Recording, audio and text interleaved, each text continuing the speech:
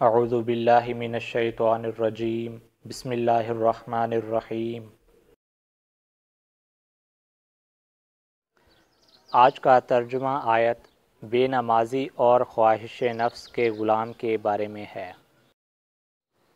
ارشاد باری تعالیٰ، پھر ان کے بعد وہ ناخلف لوگ ان کے جانشین ہوئے جنہوں نے نماز کو ضائع کیا اور خواہشات نفس کی پیروی کی، بس قریب ہے کہ وہ گمراہی کے انجام سے دوچار ہوں۔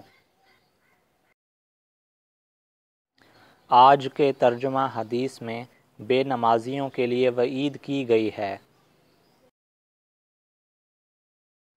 حضرت ابو ہریرہ رضی اللہ عنہ نے ہمیں رسول اللہ صلی اللہ علیہ وآلہ وسلم سے روایت کی، پھر انہوں نے متعدد احادیث بیان کیں۔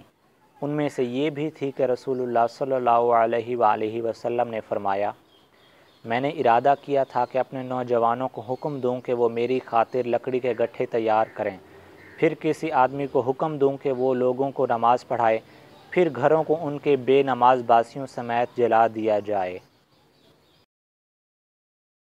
کمنٹ باکس میں اپنی قیمتی رائے کا اظہار ضرور فرمائیں۔ جزاک اللہ۔